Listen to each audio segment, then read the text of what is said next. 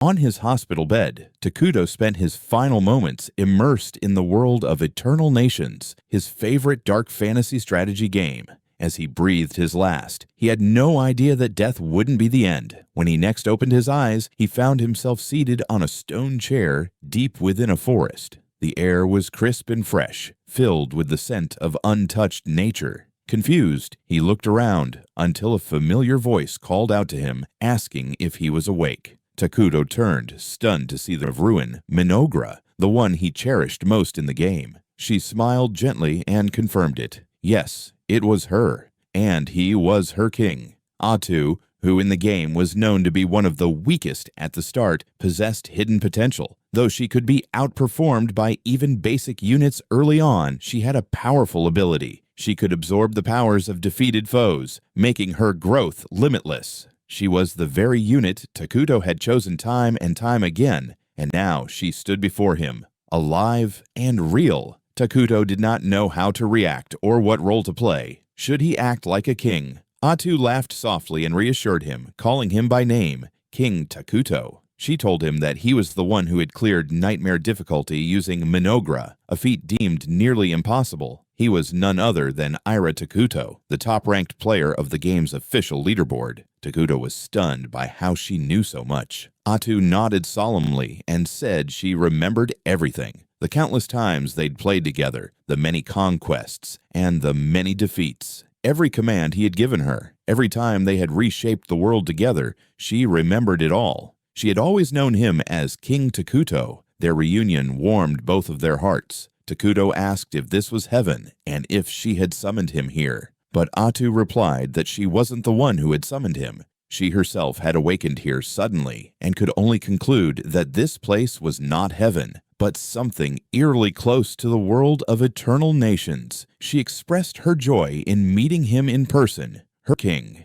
And then, with a soft smile, she suggested that they build a kingdom once more, just the two of them, as they had done before. Takuto had no clue where they were or how any of this was possible, but he agreed. If they were together, then he would build their civilization again. He told Atou they would raise Mynoghra from nothing, just like the old days. He reminded her that their dark civilization was infamous, known as the most evil nation of all. It was complex, demanding in domestic policy, and full of peculiar mechanics. She knew what needed to be done first. Atou nodded proudly and replied, "Of course, my king." They would shut themselves in, close their borders, and begin from the shadows. Takuto invoked his power, emergency production, scout. From the shadows, a four-legged creature materialized, obedient to his will. He commanded the servant to scout the forest and gather information while remaining unseen. Through his connection to it, Takuto could partially share its vision just as he had in the game. However, the spell had cost him 100 mani, leaving him with only 100 more.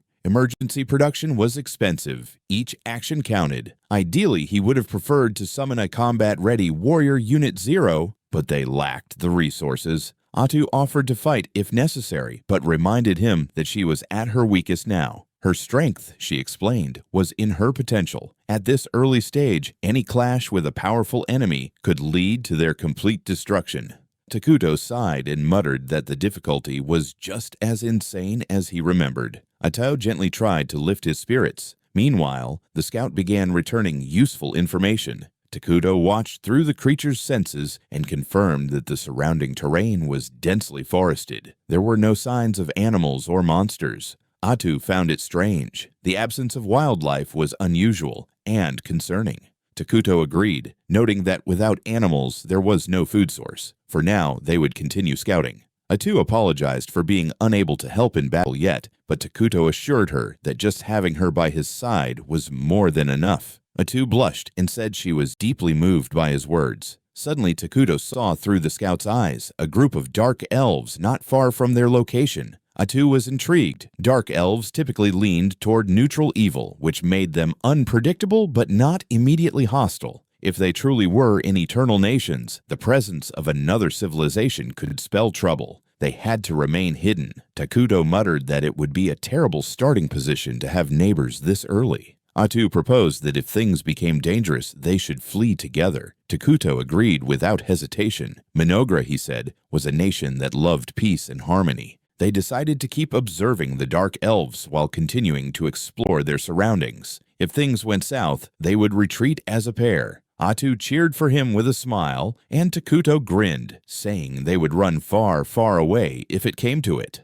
But then the dark elves came into view, closer than expected. A few minutes earlier, a small group of starving dark elves had been scouting for food. Their leader, head warrior Gia Nagiv of the Mazaram clan, insisted that they couldn't abandon the accursed lands just yet, though his comrade Emle reminded him of the legends of how something evil was sealed in this forest. Gia dismissed it as superstition. The vegetation was too lush to ignore. He believed they had to endure. Their proud spirit and the will of their ancestors would guide them through hardship. But when they saw Takuto, cloaked in shadows, his form obscured, they were overcome with fear. Gia, sensing an immense presence, immediately knelt down, and his companions followed. He introduced himself as the head warrior of the Mazaram clan and humbly apologized for trespassing. Atou responded coolly, saying that they at least understood what it meant to enter the accursed lands. She asked what compelled them to trespass. Gia began to explain how the Tetrarchy Council had exiled their people from the Central Lands.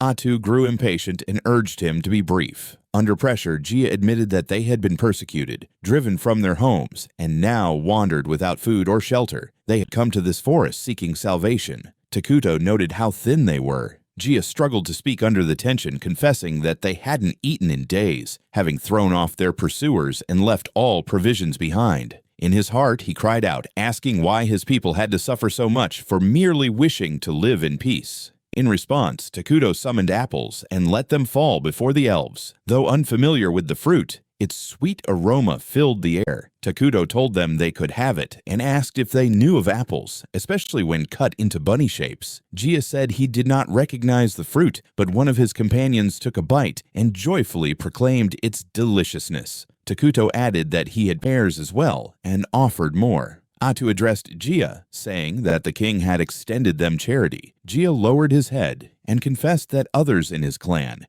including many children, were starving. He asked to give the fruit to them instead of eating it himself. Takuto, moved by their plight, summoned a greater quantity of food. Gia could only think of how his people, dark elves hated for their rejection of the light, had never known kindness. They had always been shunned and cast aside. Now, for the first time, someone had offered them aid. He wanted to ask for Takuto's name, but the shadowed figure gave none. The dark elves returned to their tribe, bringing with them food that fed every starving child and elder. That night, as they sat around a bonfire, an elder named Moltar approached Gia. Moltar remarked on the fruit's rarity and taste, claiming in all his years he had never encountered such a thing. Gia agreed, still amazed by what had happened. Moltar asked what Gia had seen in the forest. Gia said he had encountered a legendary being, perhaps the one Emily had warned them about, the evil sealed in the accursed lands.